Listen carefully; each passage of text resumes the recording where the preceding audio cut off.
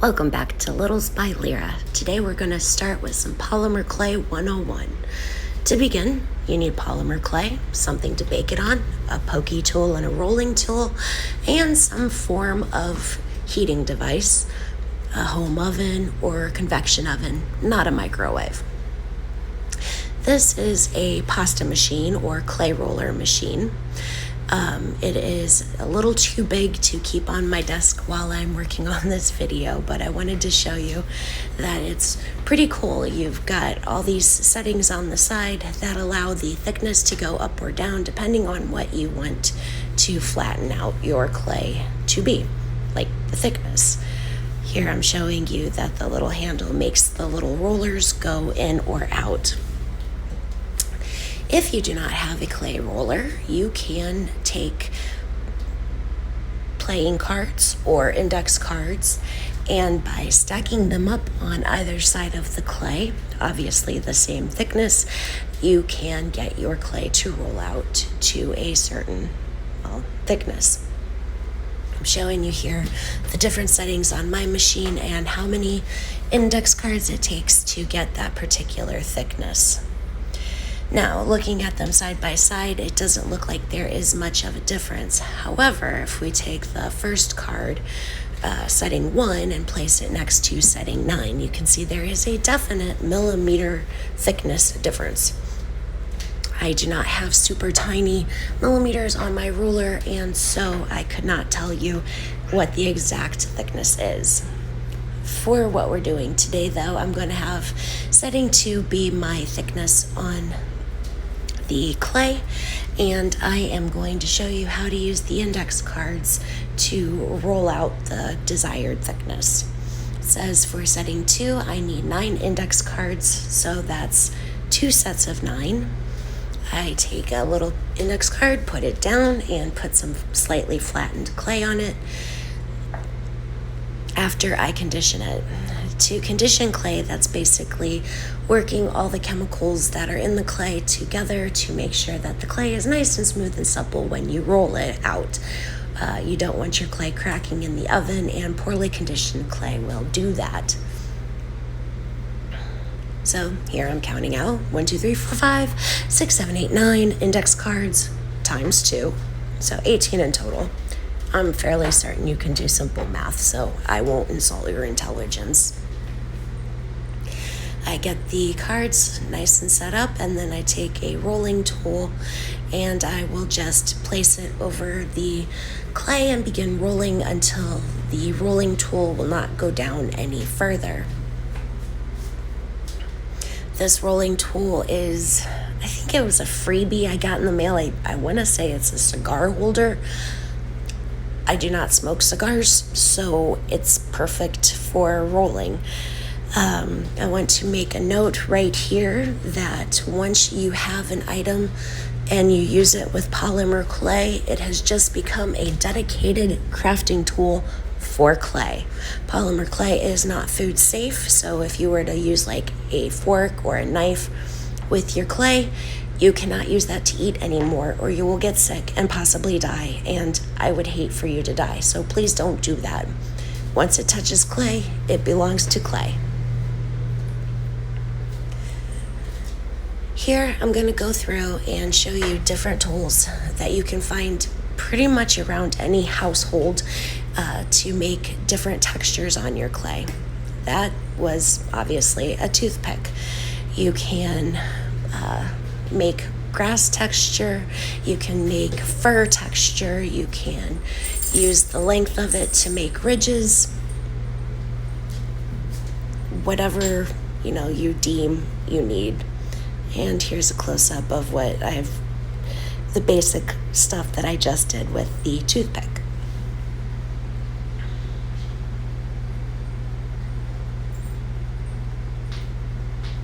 Now, in between different textures, I'm just going to take the clay over to my pasta machine, roll it back out into flat sheets so that I can show you what the next texture is. This is a ball of aluminum foil. This is great for making a rock-like texture or grass or just some sort of weird bumpy, lumpy texture. Here is a toothbrush. Again, it is no longer for teeth, it is for clay.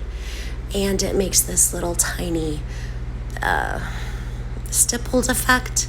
I really like that too. I have an old knife that I think I don't even know where I got this from, but it's got a nice rose on the handle. You can use the embellishments that are on clay designated silverware to make a rose pattern or whatever the pattern happens to be on the knife. A butter knife also works pretty well for cutting polymer clay. It's not as good as a tissue blade or an X-Acto knife, but it does the trick.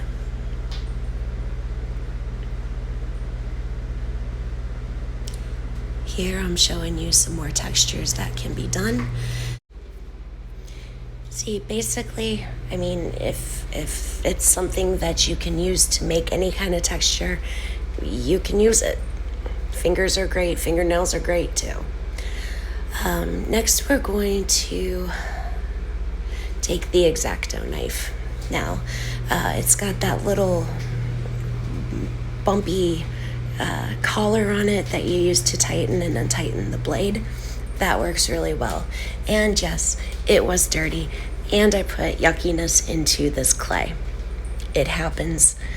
Just do your best to make sure that your tools are clean before you start doing a tutorial on YouTube on how to make texture with polymer clay.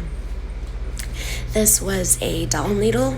I just took some polymer clay, made a handle around it, and I use this as a poking tool. It can also be used as a bump tool, like on the edges, push it in. I use it for a whole bunch of stuff. It's excellent. I like it a lot. So if you have a needle, put some polymer clay around it, bake that polymer clay, and voila, there you go. Using the X-Acto knife, I'm going to show you right here that you don't need cookie cutters. You can totally just freehand stuff and take it out. I do recommend cookie cutters or freehanding cuts that you smooth out your edges so that it just looks more polished when all is said and done. And by polished, I mean finished, not polished like with nail polish. But that's also something you can do. Here I'm showing you a metal cookie cutter. This I got at Hobby Lobby in a pack. I think they sell it year-round. Sometimes your clay will want to stick to the inside of the cookie cutters. I recommend having like a chopstick, something that's small enough to go inside the cookie cutter to push the clay out. This green star was from a pack of clay modeling tools from the Dollar Tree in the children's section, like Play-Doh modeling. And, you know, plastic works really well too, as you can see here. Next, I took a Bic pen, and it doesn't have to be Bic, of course, just something with a long, smooth, thin, round barrel, but hollow inside. I took the ink portion and the base cap off, and I can use that to make little tiny circles. You will want to have something to push the clay out, and I'm using a round end chopstick to push the clay out. It will make a little indent, so you can use, well, if you like the indent, you can use that as texture, or you can flip it over, and it's usually fairly smooth across the back. When you make little tiny circles, you can always pinch one end and you'll get a teardrop or petal or leaf shape or fire shape, depending on what you're going to build. Now, since I want to show you the different techniques that we have looked at in practice, I'm going to make a little tiny flower pendant. So, taking my Bic pen, I'm going to cut out a bunch of circles, and I will go and make them all into little teardrop shapes except one. when making a flower or something where a bunch of little tiny points intersect. You want to have a base so that those little tiny points have something to grab on. Otherwise, your piece is it's fragile. It's easy to break. So here you can see I'm just putting them around north, south, east, west, which seems to be kind of my go-to pattern for placing things to get a nice even placement. And then you go northeast, southeast, southwest, northwest to fill it in completely. I ended up liking the little indent that the chopstick made in each of the petals, so I kept it, and you'll see here in a moment that I'm going to enhance it to, well, give additional texture to my little pendant.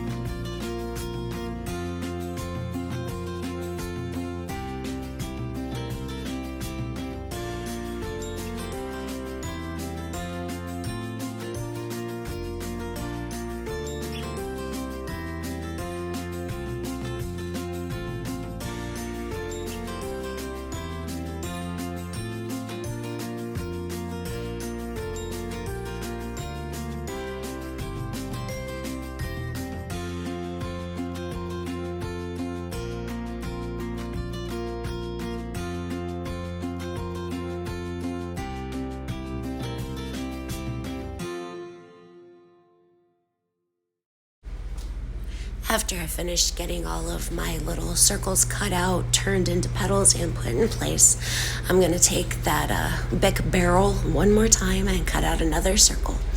This time I'm going to use the toothbrush to texturize it, and this will be the center part of the flower. If you know what that center part is, could you leave it for me in the comments, because I know I used to know it and now I have no idea. Once I've got that all textured nice and pretty, I'm going to just place it into the center. Now, obviously, I am just using one color of clay because I'd like to show you how clay takes paint.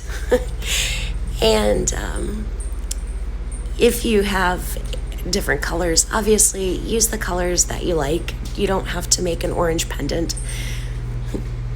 Here I'm going to take the butter knife and just use it to push the petals in to make them a little more flat, a little less rounded.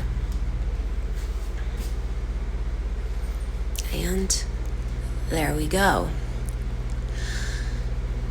So we are almost to the baking process. Quick word here. You have a lot of options for baking. Oh, first though, I want to clean off my tools so that I don't cross-contaminate my orange with my other colors. Baby wipes are excellent for this. They'll take the polymer clay pigment and residue off your fingers. Baby wipes will take it off of your tools. Baby wipes will take it off of your workspace. I highly recommend using baby wipes. See? Look at that, it's yucky. All that extra orange and just yucky. So when baking, you can bake on the index cards you've been working on. You can use a tile. You can use a piece of folded up aluminum foil. This last piece I'm showing you here is a piece of cardboard wrapped in aluminum foil. Whatever you need. And I'm going to use my dedicated convection oven because I use clay a lot. I have one. Usually only big projects I'll use the oven for, but the little tiny stuff is great in the convection oven. I used the index card to bake the piece on, and here I'm going to take some Waverly chalk paint in the color of Maize. It's that soft buttery yellow, and I'm going to paint the inside of the flower, like the circle part in the middle that the name is totally escaping, and wow, is that ever irritating. By just using a regular old paintbrush, I just paint the paint directly onto the clay. There's no primer needed, there's no Mod Podge, nothing like that.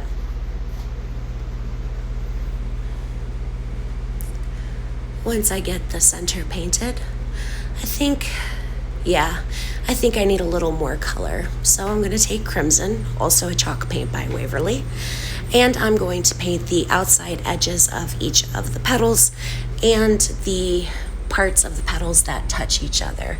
I'm kind of going for a tropical feel here with that red and yellow and orange.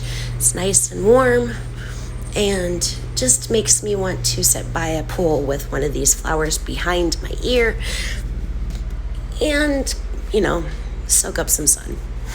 Sure, we'll go with that. As you can see here, again, just a regular old paintbrush and some chalk paint. You can use acrylic. You could use oil, but that takes like forever to dry. And you could use, you can use watercolor, but that's kind of more advanced, so maybe we'll come back to that on a later date in a different video. Once everything has dried, I realized that this is, something that could be worn. So I want to take just a very small, thin drill bit and just drill a little hole into the clay. Yes, polymer clay is excellent for drilling. You could also have done this before you baked it, but I hadn't decided to drill the hole or to make it into a pendant at that time. This is just a little gold jump ring I have in my stash. I'm going to use it to, hang the pendant from. When you have a jump ring, you want to twist it apart from it, or twist it away from itself. Don't pull it apart from itself, so that you don't ruin the integrity of the jump ring.